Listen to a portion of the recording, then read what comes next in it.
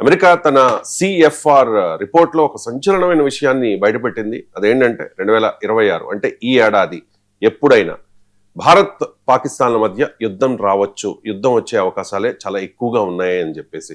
ఏంటి CFR report and యుద్ధం వచ్చే అవకాశాలు ఎంతవరకు ఉన్నాయి? ఎస్ అండి, 2026లో ఎట్టి పరిస్థితుల్లో కూడా భారత్ పాకిస్తాన్ల మధ్య యుద్ధం వచ్చే అవకాశాలు చాలా పుష్కలంగా ఉన్నాయి అంటూ యునైటెడ్ స్టేట్స్ ఆఫ్ అమెరికా తన సిఎఫ్ఆర్ రిపోర్ట్ అనేది ఒకటి బహిర్గతం చేసింది. కౌన్సిల్ ఫర్ ఫారిన్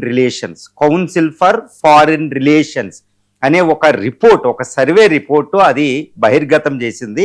ఈ రిపోర్టు ప్రకారం ప్రపంచంలో యుద్ధాలు వచ్చే అవకాశాలు ఎక్కడెక్కడ ఉన్నాయి అని చూస్తే అక్కడ ఇజ్రాయిల్ పాలస్తీనా దగ్గర, ఇజ్రాయిల్ ఇరాను, అదేవిధంగా తైవాన్ స్ట్రైటు, వెనిజులా దగ్గర ఇలా యుద్ధాలు ఉంటాయి, ఉక్రెయిన్ దగ్గర. వాటితో పాటు ఒక మోడరేట్ అనేది అక్కడ సంబోధించడం జరిగింది. కానీ భారత్ పాకిస్తాన్ల మధ్య 2026లో పెద్ద యుద్ధం రాబోతుంది. రెండు అణ్వస్త్ర దేశాలు కాబట్టి ఇది చాలా పెద్ద ప్రమాదం. అమెరికా ఇంట్రెస్ట్లకే కాదు, సౌత్ ఏషియాలోనే కాదు, ప్రపంచ శాంతికి ఇది ఒక విఘాతం అవబోతుంది అనుకుంటూ యుఎస్ ఈ CFR council for foreign relations అనే రిపోర్టు బహిర్గతం చేసింది. మరి ఈ రిపోర్ట్లో చెప్పినట్టు, ఇప్పుడు యునైటెడ్ స్టేట్స్ ఆఫ్ అమెరికా చెప్పినట్టు ప్రధానమైన కారణం ఏంటంటే టెర్రరిజం. ఈ across the LOC line of control వెంబడి ఉన్న, అంటే పాకిస్తాన్లో ఎక్కువగా ఉన్న ఈ టెర్రరిస్ట్ గ్రూపులు, జైష్ ఈ మహమ్మద్, లష్కర్ ఈ తోయిబా, ఆల్ బదరు, ఇంకా డజన్ల కొద్దీ టెర్రరిస్ట్ ఆర్గనైజేషన్స్ ఉన్నాయి. వీళ్ళని పాకిస్తాన్ ఆపే పరిస్థితి అక్కడ లేదు కాబట్టి టెర్రరిజం జరుగుతుంది. ఏప్రిల్ 22, 2025లో జరిగినటువంటి టెర్రరిస్ట్ అటాక్ ఏది జరిగినా ఇటు భారత్ పాకిస్తాన్ల మధ్య యుద్ధం వస్తుంది కాబట్టి టెర్రరిజం అనేది మెయిన్ చెప్పడం జరిగింది. దాంతోపాటు ఇంకా కొన్ని కారణాలు యుద్ధం రావడానికి అవకాశంగా ఉండే అవకాశాలు మనం కూడా చెప్పుకోవచ్చు. అవి ఏంటంటే ముఖ్యంగా ఈ టెర్రరిస్టు కార్యకలాపాలు. ఎందుకంటే అదాంపూర్లో నరేంద్ర మోడీ, భారత ప్రధాని నరేంద్ర మోడీ గారు ఈ పెహల్గాం, ఈ ఆపరేషన్ సింధూర్ వెంబడే, అంటే మే నెలలోనే ఆయన నరేంద్ర మోడీ గారు ఒకటి ప్రకటించారు. ఏది? టెర్రరిస్ట్ యాక్టివిటీకి సంబంధించి టెర్రరిజం పాలసీ ఎలా ఉండబోతుంది అనేది భారత విధానం ప్రకటించారు. అందులో ఏంటి? అక్రాస్ ది ఎల్ఓసి అవతల నుంచి ఎట్టి పరిస్థితులు ఒక్క బుల్లెట్, ఒక్క టెర్రరిస్ట్ యాక్టివిటీ, ఒక్క బాంబు దాడి జరిగినా భారత్ యుద్ధం చేస్తుంది, భారత్ ఫోర్స్తోనే మాట్లాడుతుంది అంటూ ప్రధాని నరేంద్ర మోడీ గారు మన విధానాన్ని ప్రకటించేశారు. కాబట్టి ఎక్కడ టెర్రరిస్ట్ యాక్టివిటీ జరిగినా మనం యుద్ధానికి వెళుతున్నాం కాబట్టి తిరుగులేదు. అది ఒకటి. ఇక రెండోది ఏంటంటే, ఇప్పుడు పాకిస్తాన్ పరిస్థితి చూస్తే ఏంటంటే, పాకిస్తాన్లో అసిమ్ మున్నీర్, ఇది ఫీల్డ్ మార్షల్ అసిమ్ మున్నీర్ పదవిలోకి శక్తివంతమైన పర్సన్గా ఆవిర్భవించడం జరిగింది. ఇది 27th కాన్స్టిట్యూషనల్ అమెండ్మెంట్ యాక్ట్ ప్రకారం పాకిస్తాన్లో ఆయనకి సర్వాధికారి అయిపోయాడు. ఆల్మోస్ట్ ఇంకా అక్కడ గవర్నమెంట్ లేనట్టే, ఒక సైనిక పాలన వచ్చేసింది. ఒక రకంగా ఇక్కడ సివిలియన్ గవర్నమెంట్ని కొలాప్స్ చేయకుండా, ఒక అంటే తిరుగుబాటు లేకుండా అది ఇండైరెక్ట్గా తీసుకొచ్చారు, పరోక్షంగా. కాబట్టి సైనిక పాలన ఉంది. పాకిస్తాన్లో ఎప్పుడు సైనిక పాలన వచ్చినా అది భారత్ పాకిస్తాన్ యుద్ధానికి దారితీసింది. 1965లో అప్పుడు వస్తున్న అయూబ్ ఖాన్ అని, 1971లో జియావుల్ హక్, దీనికి కొంచెం ముందు రావడం 71, తర్వాత ముషరఫ్ 1999. యుద్ధాలన్నీ సైనిక పాలన ఉన్నప్పుడే, లేకపోతే దానికి కారణం అవ్వడానికి అక్కడ వచ్చినాయి. కాబట్టి ఇప్పుడు సైనిక పాలన మళ్ళీ 5వ తరం సైనిక పాలన అక్కడ వచ్చింది. అసిమ్ మున్నీర్ ఈయనేంటంటే ద్విజాతి సిద్ధాంతం, ఎంతసేపు భారత్ టార్గెటే కాశ్మీర్ లాక్కోవడానికి. కాబట్టి ఆయన ఉద్దేశమే అది. కాబట్టి అక్కడ యుద్ధం వచ్చే అవకాశాలు మనకి ఇక్కడ పుష్కలంగా కనిపిస్తున్నాయి. తర్వాత ఇక మూడో ఇష్యూ ఏంటంటే, ఈ పహల్గాం తర్వాత మనం సింధు నదీ జలాలను ఆపేసాం. ఇప్పుడు పాకిస్తాన్లో సింధు నదీ జలాలను మనం ఆపడం వల్ల విపరీతమైన క్రైసిస్ ఉంది. ఆర్థిక అభివృద్ధి కుంటుపడిపోవడం, అక్కడ అప్పుల పాలు అయిపోవడం, అక్కడ పిఐఏ అంటే పాకిస్తాన్ ఇంటర్నేషనల్ ఎయిర్పోర్ట్నే వాళ్ళు, ఎయిర్ లైన్స్నే వాళ్ళు అమ్మేశారు. చూసుకోండి ఎంత దారుణమైన తాకట్టు పెట్టుకోవడం ఇవన్నీ చేస్తున్నారు. వాళ్ళకి మొత్తం అప్పుల మీదే పాకిస్తాన్ ఆర్థిక వ్యవస్థ వెళ్తుంది. ఇప్పుడు ఆర్థిక వ్యవస్థ ఇంకా కొలాప్స్ అయిపోయే అవకాశం ఉంది. ఎందుకంటే సింధు జలాలు లేవు, ప్రధానంగా వ్యవసాయ రంగం ప్రధానంగా ఉన్న పాకిస్తాన్లో వ్యవసాయ రంగం కుంటుపడిపోయింది. సో నిరుద్యోగం తాండవిస్తుంది, ద్రవ్యోల్బలం తాండవిస్తుంది. కాబట్టి వాళ్ళు యుద్ధం అనేది ఒకటి పెడితేనే ప్రజలు డైవర్ట్ చేస్తారు. కాబట్టి వాళ్ళు సింధు జలాలు మనం ఇవ్వం టెర్రరిస్టం ఆపేదాకా. టెర్రరిజం వాళ్ళు ఆపలేరు, టెర్రరిస్టులు వాళ్ళ కంట్రోల్లో లేరు. పాకిస్తాన్ గవర్నమెంట్, పాకిస్తాన్ సైన్యం కూడా దాని కంట్రోల్లో లేదు. టీపీపీ వ్యవహారం మనం చూస్తున్నాం. నార్త్ వెస్టర్న్ ఫ్రాంటియర్ ప్రావిన్స్ దగ్గర మనం చూస్తున్నాం. ఏమైంది? తాలిబాన్ పాకిస్తాన్ తెహ్రీక్ అనేది వాళ్ళ కంట్రోల్లో లేదు, వాళ్ళు ఎయిర్ ఫోర్స్ పెట్టుకుంటుంది. కాబట్టి వాళ్ళు ఎట్టి పరిస్థితుల్లో భారత్ మీద అటాకులు చేస్తూనే ఉంటారు. కాబట్టి సింధు జలాలు ఉంది కాబట్టి యుద్ధం వస్తుంది. సింధు జలాలు మనం ఆపేసాం, టెర్రరిజం ఆపలేరు, సింధు జలాలను తెచ్చుకోలేరు. కాబట్టి యుద్ధం ఒకటే వాళ్ళకు ఒక దిక్కు ఉన్నదనమాట పాకిస్తాన్, కాబట్టి చేస్తుంది. ఇది ఒకటి యుద్ధం వచ్చే అవకాశాలు ఇక్కడ ఉన్నాయి. తర్వాత సైనిక పరంగా అక్కడ ఏంటంటే ఒక రకమైన అసంతృప్తి.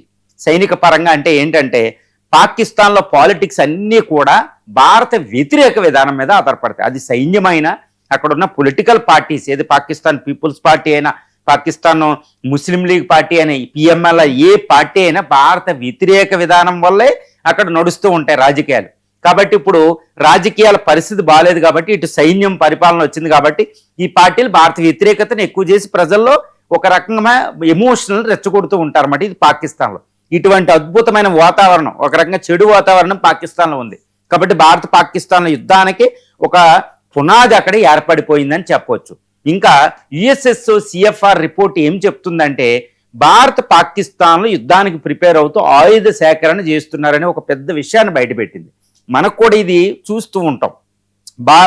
భారతదేశం ఏం చేస్తుంది, ఆపరేషన్ సింధూర్ తర్వాత, ఆపరేషన్ సింధూర్లో మనం గెలిచిన ఆపరేషన్ సింధూర్ తర్వాత మరో యుద్ధానికి ప్రిపేర్ అవుతుందా అన్నట్టు ఆయుధ సేకరణ చేస్తుంది. చూసుకోవాలి, ఇది బ్రహ్మోస్ టెస్టులు చేయడం, BrahMos next gen scramjet టెస్టులు చేయడం, తర్వాత రీసెంట్గా పినాకా అని, తర్వాత ఇలాంటి మిసైల్స్ ఏది అగ్ని 5 ఒకటి చేస్తున్నాం మనం. తర్వాత అణు రియాక్టర్లు ఇప్పుడు 4th జనరేషన్ అణు జలంతర్గామిని పరీక్షిస్తున్నాం. ప్రతి 40 రోజులకు ఒక షిప్, నేవల్ షిప్ని ప్రవేశపెడుతున్నాం. చూసుకోండి ఎన్ని ఆయుధాలు మనం సేకరిస్తున్నాము. ఇక రఫేల్ ఎం అనేది ఒకటి తెస్తున్నాం. తర్వాత చైనా, రష్యా నుంచి కొన్ని 5th జనరేషన్కి వచ్చి మనం బేరాలు ఆడుతున్నాం. S-400 ఇంకా పెండింగ్ ఉన్నాయి, ఇంకా కొన్ని తెస్తున్నాం. ఇజ్రాయెల్ నుంచి నోరా తెస్తున్నాం, జావెలిన్ అని. యుఎస్ నుంచి కొన్ని మిసైల్స్ తెస్తున్నాం, బ్రిటన్ నుంచి కొన్ని మిసైల్స్ తెస్తున్నాం, రష్యా నుంచి అయితే తిరుగులేదు. ఇక ఇండిజినియస్గా భారతదేశం సుదర్శన చక్రాన్ని కింద ఆకాశ్ మిసైల్ నుంచి, ఐఎల్ నుంచి, తర్వాత హై రేంజ్ S-400 తెస్తున్నాం. చూసుకోండి ఎన్ని ఆయుధాలు సేకరణ చేస్తున్నాం.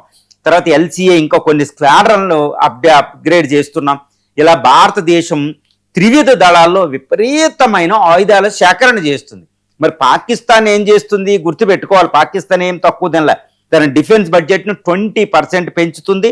అంతకు ముందు కూడా పెంచడం జరిగింది. ఎందుకంటే సైన్యం అక్కడ ఆర్థిక వ్యవస్థ ఎలా ఉన్న వాళ్ళు సైన్యానికి మాత్రం కొదవ లేకుండా పెట్టేస్తూ ఉంటారు వాళ్ళు. తర్వాత చైనా నుంచి JF-10 నుంచి JF-17 ఇంకా కొన్ని ప్రొక్యూర్ చేస్తుంది. తర్వాత అమెరికా నుంచి తీసుకున్న F-16ని ఇంకా ఆధునికీకరణ తెస్తుంది. టర్కీ నుంచి డ్రోన్లు తెస్తుంది. ఇంకా యూరోపియన్ కంట్రీ నుంచి కొన్ని ఆయుధాలు సేకరించుకుంటుంది.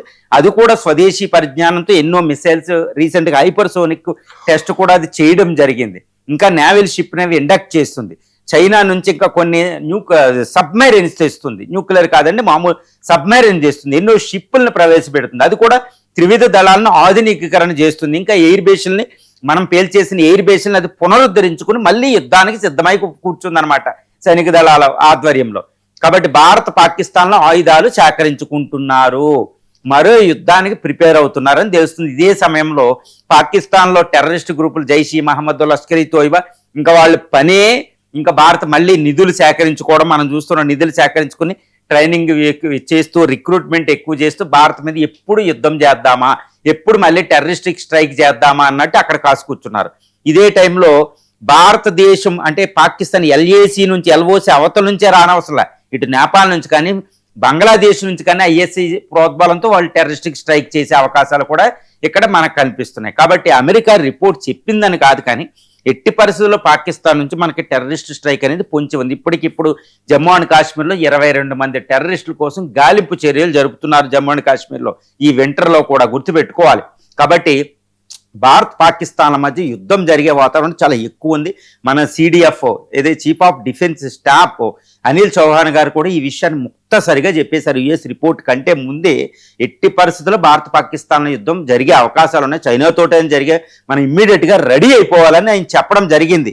గుర్తుపెట్టుకోవాలి, ఆయన చెప్పి కూడా ఎన్నో రోజులు అవడంలా మన ఆర్మీ, తర్వాత నేవీ, ఎయిర్ ఫోర్స్ చీఫ్లు కూడా ఈ విషయం మీద ఎప్పుడూ కూడా మాట్లాడుతూనే ఉన్నారు. షాంగ్రీలా డైలాగ్ నుంచి ఎక్కడికక్కడ మాట్లాడుతూనే ఉన్నారు. ఈవెన్ రాజ్నాథ్ సింగ్ గారు కూడా ఈ విషయం మాట్లాడుతూనే ఉన్నారు, మనం గుర్తుపెట్టుకోవాలి. కాబట్టి యుద్ధం ఏదో US రిపోర్టు, CFR రిపోర్ట్ వచ్చిందని కాదు, భారతదేశంలో అధినేతలు, పొలిటీషియన్స్, నాయకులే, ఈవెన్ CDF, ఆర్మీ జనరల్ లాంటి వాళ్ళే ఈ విషయం మీద మాట్లాడుతున్నారు. కాబట్టి ఇండియా నెక్స్ట్ వారికి ప్రిపేర్ అయిపోయి సిద్ధంగా ఉంది కాబట్టి మనకి ఎటువంటి భయం లేదు. కానీ ఈ వారు వస్తే భారత ఆర్థిక వ్యవస్థ కొంచెం ప్రాబ్లం. పాకిస్తాన్ ఈసారి సర్వనాశనం అవ్వడానికి అంతా వ్యూహరచన చేసి మనం కోల్డ్ స్టార్ట్ పాలసీ అని ఇలాంటి వ్యూహరచనలు చేసి మనం అక్కడ పెట్టాం కాబట్టి ప్రాబ్లం లేదు. కాబట్టి భారత పాకిస్తాన్ల యుద్ధం, ఆ యుద్ధం అంటూ వస్తే అణ్వస్త్రాల దేశం కాబట్టి అణు యుద్ధానికి దారితీసే అవకాశాలు కూడా ఇక్కడ మనం కనిపించే అవకాశాలు ఇక్కడ పుష్కలంగా ఉన్నాయి.